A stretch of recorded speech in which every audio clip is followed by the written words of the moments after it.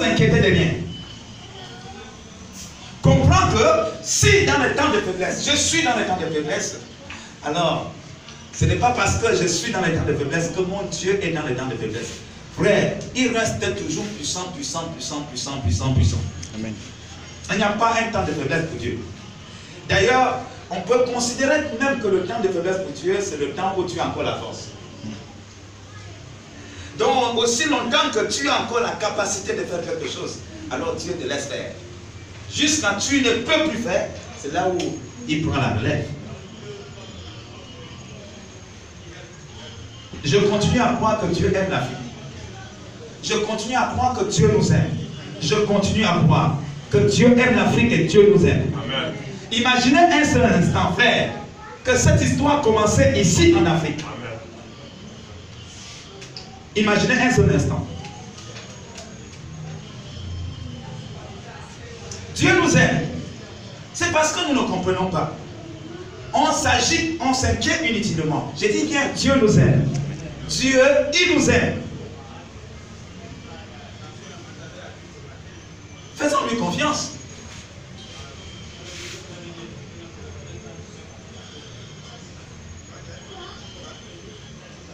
Ça veut dire que si je m'arrête là, je m'arrête au lieu de prier pour vous. Je m'arrête au lieu de vous encourager. Je m'arrête au lieu de faire ce que Dieu m'a appelé faire. Je suis centré maintenant sur moi-même. Je suis foutu.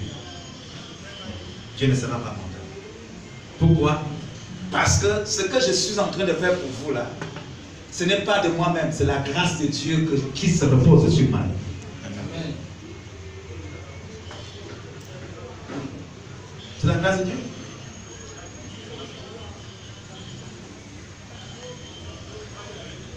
Hier, nous avions fini le culte. Je crois que le Bien-Aimé est venu me voir. D'ici, le message les animait. Ils étaient tellement motivés. Ils n'ont pas dit non, on retourne à la maison. Ils sont tombés dehors pour l'évangélisation. Commencer à partager la même parole aux personnes. La même parole personnelle. Et, frère, c'était tellement merveilleux, c'est qu'ils ont oublié qu'ils devaient me manger. Ils ont oublié qu'ils ont passé toute la journée. Ils étaient tellement fiers quand ils venaient là, frère. Si je disais que non, je ne reçois pas la frère, ils devaient même rester dehors, commencer à crier. Ce témoignage les plus laid. Pourquoi? Parce que, en fin de compte même, ils ont même eu une offrande. Amen. Mais le message là, ce n'est pas un message qu'il fallait acclamer. Ce n'est pas un message qu'il fallait acclamer. Si tu veux donc te focaliser sur toi-même, c'est la preuve que tu t'inquiètes.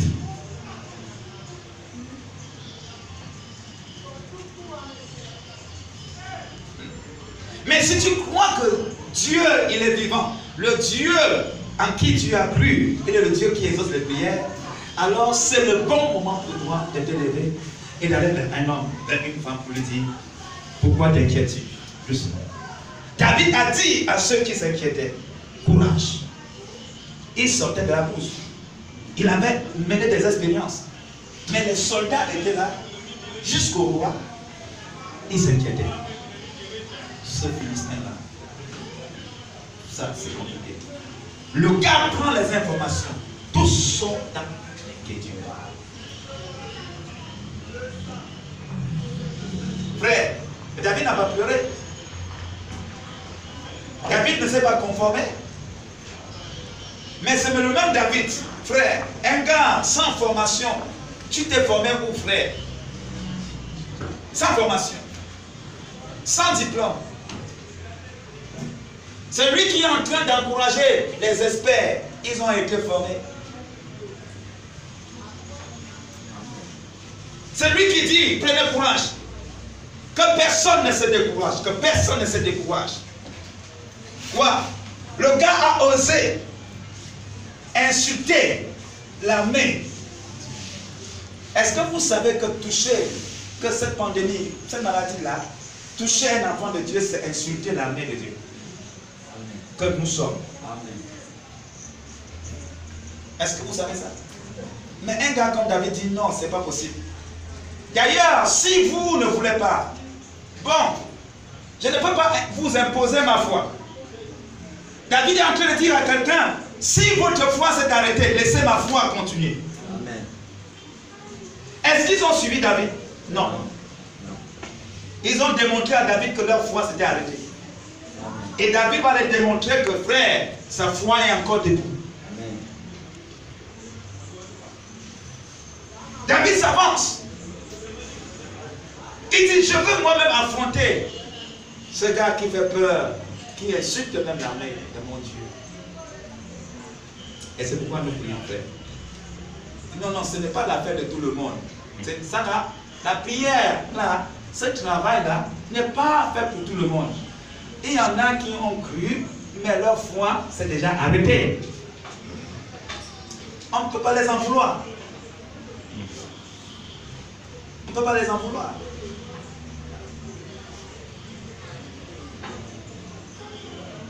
On ne peut pas les en vouloir. David a parlé et le roi voulait raisonner David pour tuer, c'est-à-dire que pour réduire la foi de David à leur foi. Si ta foi s'est arrêtée, tu ne comprends pas, frère. C'est Dieu qui donne la capacité de comprendre. Si tu ne comprends pas à ce niveau-là, il a ouvert mon esprit. Il dit dans lui, il va ouvrir leur esprit afin qu'ils comprennent les Écritures. Amen. Il ouvre leur esprit afin qu'ils comprennent les Écritures. Donc si j'ai compris, je ne dois pas aussi me comporter comme toi qui n'as pas compris. J'ai compris, laisse-moi frère, laisse-moi. Tu ne peux plus prier, alors laisse-moi prier. Tu ne crois plus que Dieu exauce les prières. Moi je crois qu'il exauce les prières. Tu crois que Dieu nous a abandonnés. Moi je crois qu'il ne nous a pas abandonnés. Amen. Tu crois que c'est Satan qui est fort. Moi je crois que c'est Dieu qui est derrière tout ça. Car mon Dieu, il me dit, il n'y a rien qui peut le surprendre ici sur la terre. Il n'y a rien. Il n'y a rien qui peut surprendre Dieu. Mais pourquoi donc ces choses? C'est pour attirer l'attention d'un homme, d'une femme. C'est Jésus qui est en train d'annoncer son arrivée. Pour dire, j'arrive bientôt. Afin que celui qui dormait ne dort plus comme auparavant. Afin que celui bien aimé Seigneur, qui négligeait sa couronne, tient fort sa couronne. C'est pourquoi l'apôtre Paul a dit quoi? J'ai combattu le bon combat. J'ai gardé ma foi. La foi, c'est ça la couronne. J'ai gardé ma foi. Il dit maintenant, il parlait à un homme qui était encore bien aimé Seigneur, en bonne santé. Il dit, Timothée, combat le bon combat. L'esprit que tu as reçu n'est pas un esprit de timidité, ou bien un esprit de tombeau, ou bien un esprit d'inquiétude. C'est un esprit de force, d'amour et de sagesse. Et si donc j'ai le même esprit, frère, l'esprit de sagesse, où est donc cette sagesse? La sagesse m'amène, frère, à ne pas m'inquiéter. La sagesse de Dieu m'amène à comprendre que c'est Jésus-Christ là. Frère, pendant que j'étais en train de prier, frère, par rapport à l'exhortation de ce soir, voici ce qui est venu dans mon esprit. C'est trop fort. Il y a deux questions qui venaient dans mon esprit. La première question, quel est l'endroit la plus approprié sur la terre où l'homme peut se tenir et prier et Dieu écoute facilement? La deuxième question, quel est l'endroit, bien-aimé dans le Seigneur, la plus sinistrée sur la terre où quand l'homme se tient, alors il peut adresser les prières à Dieu et Dieu n'écoute pas? La réponse peut te scandaliser.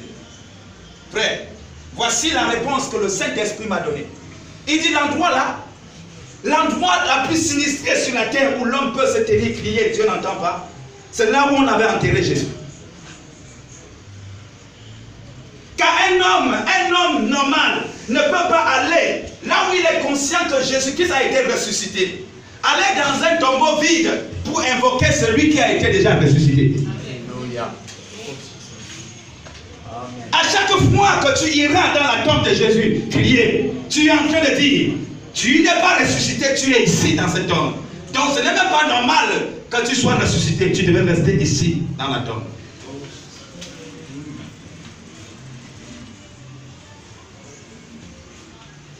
Parce qu'en ce moment, il y a beaucoup bien aimés dans le Seigneur qui veulent détourner notre foi, pensant que non, c'est en allant Là, à la tombe de Jésus, fait des prières, que les prières vont être exaucées. Abomination. Amen. Abomination. Abomination. Celui qui croit que Jésus-Christ est ressuscité et que la tombe est restée vide n'a plus besoin d'aller chercher Jésus-Christ dans une tombe vide. Amen. Amen. Yes. Je suis venu dire à quelqu'un, frère, l'endroit le plus approprié, là où Dieu peut exaucer, c'est là où, bien dans le Seigneur, tu te retrouves avec ta foi. Amen. Si tu crois que Jésus-Christ est ressuscité, et crois, frère, qu'il est ressuscité et qu'il a guéri, là où tu es avec ta foi, il est au Gabon. Amen. Et là où les prières sont exaucées très très facilement, frère, c'est là où s'emploie la Bible. C'est là où les hommes de foi se retrouvent. Amen. C'est là où la prière est rapidement exaucée. Beaucoup pour aller à Jérusalem. Beaucoup pour aller s'incliner auprès d'un tombeau vide. Beaucoup. Et lorsqu'on envoie les vidéos à YouTube, à Facebook, frère, les gens ne s'intéressent pas. Et dès lors qu'on voit quelqu'un, frère, habillé en blanc, à la tombe de Jésus-Christ, alors les gens s'intéressent à sa prière. Frère, ce n'est pas une prière que le ciel est content. Le ciel ne peut pas exaucer de telles prières. Amen. Parce que tu n'es pas au bon endroit. Tu n'es pas au bon endroit. C'est le moment où tu as besoin d'exercer ta foi. C'est le moment où tu as besoin de démontrer aux autres que si votre foi s'est arrêtée, ma foi est encore debout. C'est le moment où tu es en train de dire à quelqu'un, si vous ne pouvez pas avancer, ok, restez là où vous êtes. Permettez-moi d'avancer. Ne me stoppez pas d'avancer. Alléluia. C'est le moment, mes chers frères, mes chères sœurs. Regardez, ils sont sortis hier. Regardez comment Dieu s'est encouragé. Il n'y a pas quelqu'un qui peut encourager comme Dieu. J'en suis fort convaincu que s'ils revenaient, je disais encore, repartez encore vers la nuit. Ils étaient là, frères. Il y avait la force. Est-ce qu'ils n'ont pas été insultés sur le terrain si la même personne qui va leur donner l'offrande, c'est la même personne qui les a d'abord repoussés?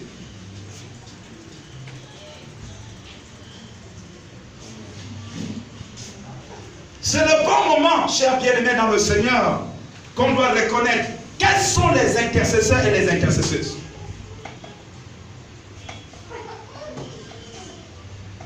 Je prendrai cette affaire pour faire mon affaire. Pour dire, écoute, lorsque Naaman est venu avec ses lettres, il ne s'est pas orienté vers Élisée. Pour lui, Élisée, c'est un va-nu-pied, c'est un vaurien. Mais il va s'amener vers qui? Vers le roi. Le roi a vu Naaman.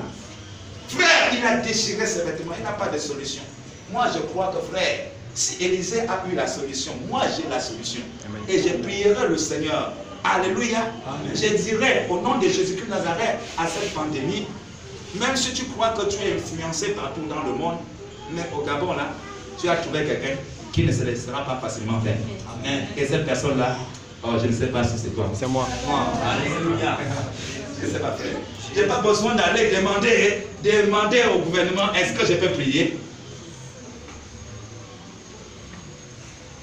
Est-ce que j'ai besoin d'aller demander à une autorité, est-ce que je peux prier? D'ailleurs, c'est une recommandation du Seigneur. Amen. Il faut que je prie. Car, il dit quoi? Ma maison, c'est une maison de prière pour qui?